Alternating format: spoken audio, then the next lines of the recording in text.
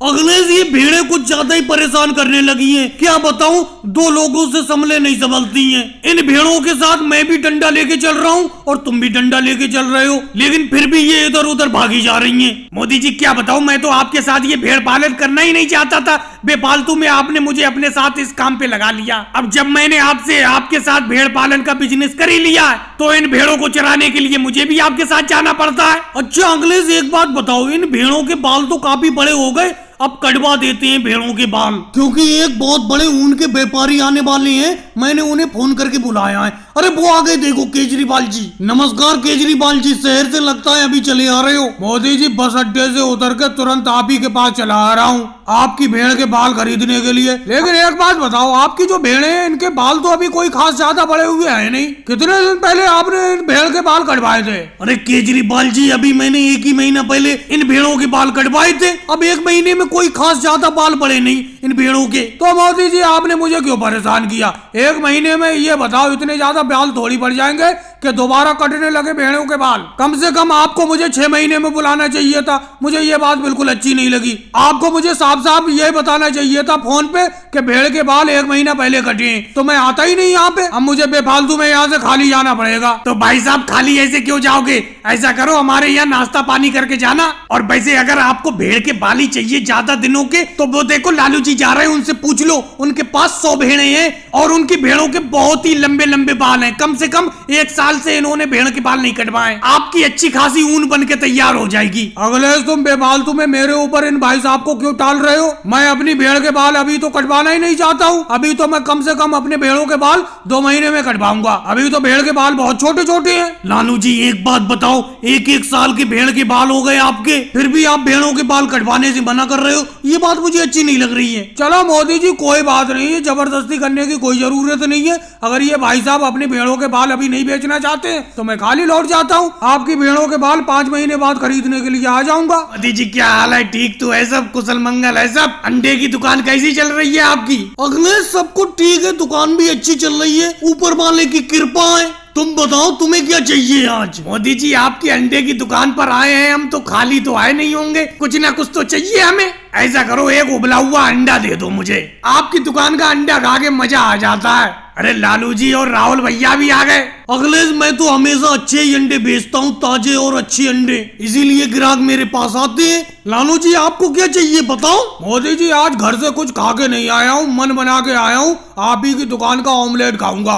2 अंडों का ऑमलेट बना दो ब्रेड लगा के। लालू जी आज ऐसा ऑमलेट बना के दूंगा तुम भी उंगलियां चाटते रहोगे। और राहुल जी तुम कैसे खड़े हो? तुम नहीं बोल रहे हो, बड़ा चुपचाप खड़े हो आज तुम। इस बार तो तुम्हारी फसल बहुत ही अच्छी हुई है और फिर भी तुम मेरी दुकान पे आके कुछ अंडे वंडे खा ही नहीं रहे हो। मोदी जी एक बात बताओ, अगर मेरी फसल अच्छी हुई है तो क्या फसल की सारी कमाई आपके अंडों पर खत्म कर दूं? कल तो मैं आपकी दुकान से 1 अंडा खा कर गया था, आज मैं अंडा नहीं खाऊंगा।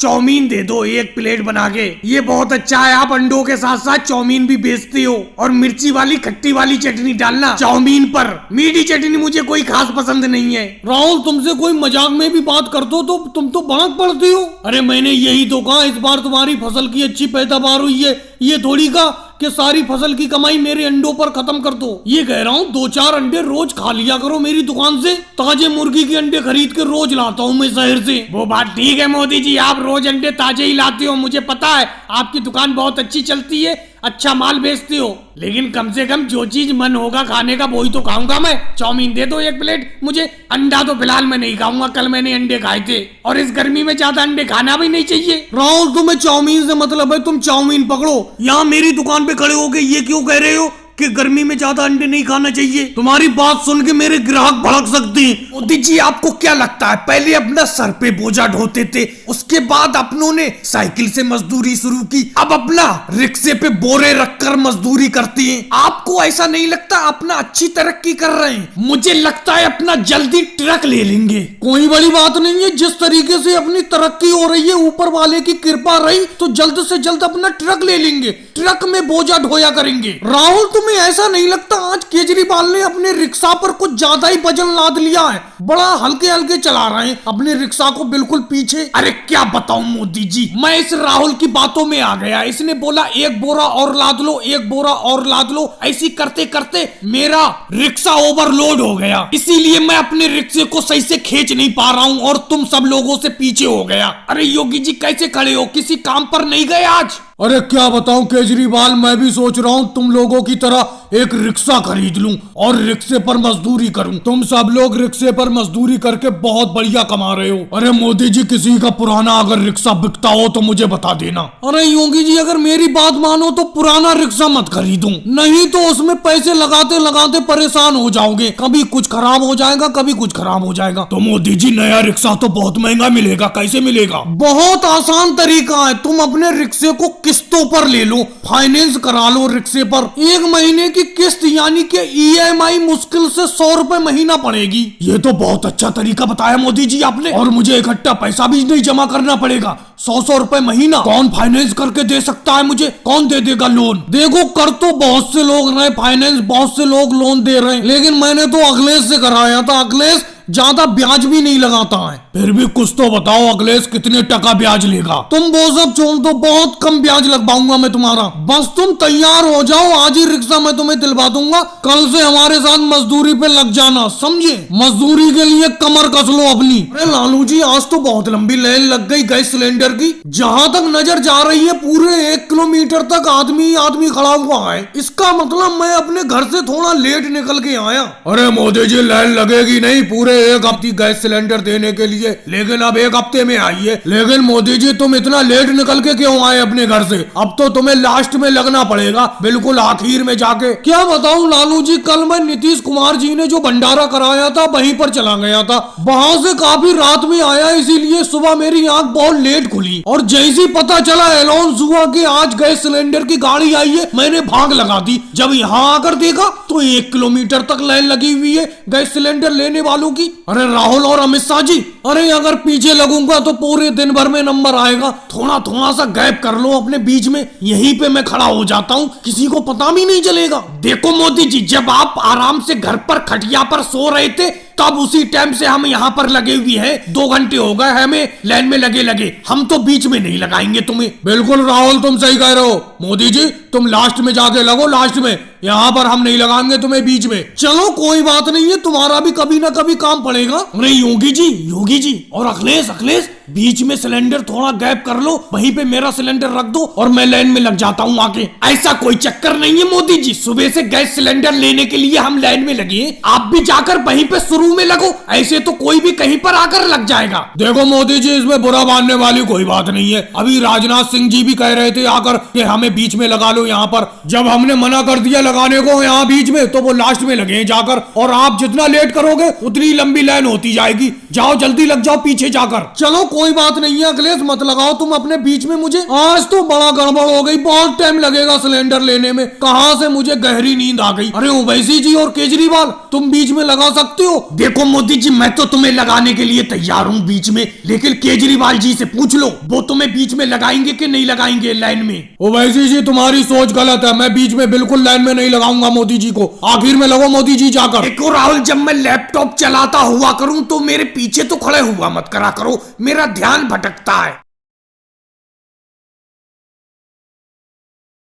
खरीदा है, अभी तो मैं चलाना सीख रहा हूँ इसे। अरे योगी जी, जो सबसे बड़ा वाला बटन है साइड में नीचे को, यही योगी जी मैं आपके पीछे इसलिए खड़ा हो जाता हूँ। मेरे पास भले ही लैपटॉप ना हो, लेकिन मैं शहर से लैपटॉप चलाना सीख कर आया। मोदी जी, मैं आज से अभी से इसी काम को छोड़ता हूँ, इतनी मेहनत कोई करवाता है? अरे एक तो सर पर आप 10-10 ईंटें रखवा रहे हो और ऊपर से इन ईंटों को इतनी ऊपर लेकर चढ़वा रहे हो कि चढ़ते चढ़ते हाँपी फूल जा रही है। सर का पसीना कतई पैर के नीचे तक आ गया, इतनी मेहनत करवा रहे हो आप। देखो वैसे जी, इस बात में कोई शक नहीं है, तुम मेहनत सबसे ज्यादा करती हो, क्योंकि तुम सबसे पहले और सबसे आगे ईंटें लेकर आगे चलती हो। लेकिन एक कमी भी है तुम्हारी, तुम सबसे पहले हिम्मत हार जाती हो। अरे अगर मेहनत कर रहे हैं, अपना इतनी ऊपर ईंटें ले जाकर रख रहे हैं, तो उसका पैसा भी तो ज्यादा मिल रहा है अपना लोगों को। क्यों अखिलेश? अरे मोदी जी मैं क्या बोलूं, जिसमें सब लोगों की खुशी उसमें मेरी खुशी। अगर सब लोग काम कर रहे हैं तो हम भी काम करते रहेंगे।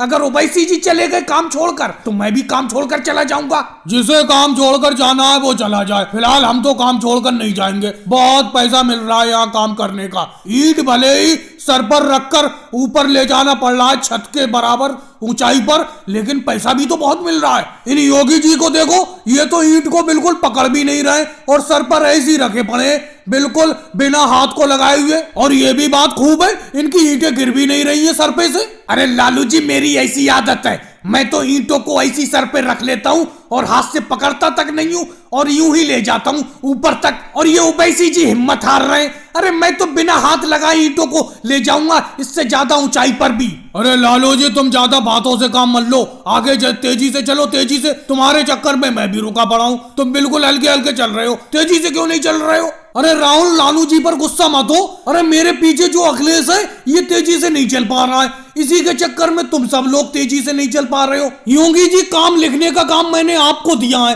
क्योंकि अपने पास भी तो लिखित होना चाहिए कि अपनों को काम करते हुए कितने दिन हो गए। तुमने लिख लिया आज कितने दिन हो गए अपनों को काम करते हुए यहाँ पर? अरे मोदी जी कितने दिन हुए, कल ही से तो काम पर लगे, आज दूसरा ही दिन तो है काम करते हुए यहाँ पर, और कह रहे हो कितने दिन हो गए। तुम तो ऐसे समझ रहे हो जैसे बरसों हो गई यहाँ पर काम करते हुए। जी सोनिया जी आपके ढाबे पर पहली बार आए खाना खाने के लिए हम, लेकिन आपने थाली लगाने में बहुत टाइम लगा दिया।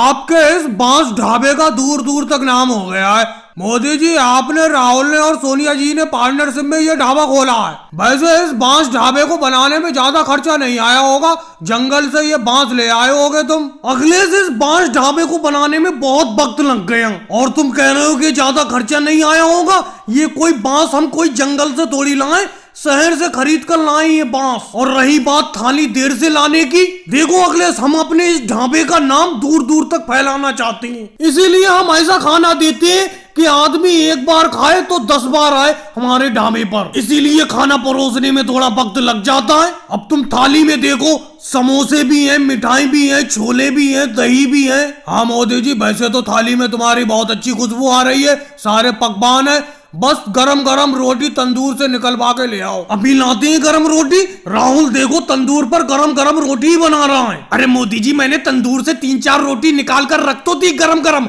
यही ले जाओ अखिलेश को दे दो। मोदी जी ये कड़ी और ले जाओ अखिलेश और डिम्पल के लिए, कड़ी रह गई थी थाली में। उसके बाद जब अखिलेश रोटी खा ले तो ये चावल ले जाना। नहीं सोनिया जी चावल की अभी कोई जरूरत नहीं है, पहले रोटी तो खा ले। और वैसे भी मैं तो रोटी रोटी खाता हूँ, ये डिम्पल जरूर बात को थोड़े चावल खाती है। वैसे मोदी जी आपने बताया नहीं इस ढाबे में आप तीनों लोगों की बराबर की पार्टनरशिप है? नहीं अखिलेश तीनों लोगों की बराबर की पार्टनरशिप नहीं है। इस ढाबे में 50% का मालिक मैं हूँ और बाकी 50% में सोनिया जी और राहुल मालिक हैं, यानी कि आधा मालिक मैं हूँ, आधे में सोनिया जी और राहुल हैं। लेकिन मोदी जी आप एक बात बताओ, आपने ये बांस से ढाबा क्यों बनाया? अरे डिम्पल तुम्हें क्या लेना देना, मोदी जी ने बांस से ढाबा बनाया या ईंट से ढाबा बनाया, तुम्हें खाने से मतलब है, खाना खाओ। वैसे मोदी जी आपकी एक थाली का रेट क्या है? थाली का रेट अखिलेश सोनिया जी बताएंगी, मेरा तो काम खाना परोसने का है और रोटी बनाने का काम राहुल का है। भाई मेरे हिसाब से 5,000 रुपए की एक थाली का रेट है। अरे मोदी जी कैसी बात करते हो, 5,000 का तो ये तुम्हारा ढाबा ही होगा। और भाई लोगों को वीडियो को लाइक करो, चैनल को सब्सक्राइब करो।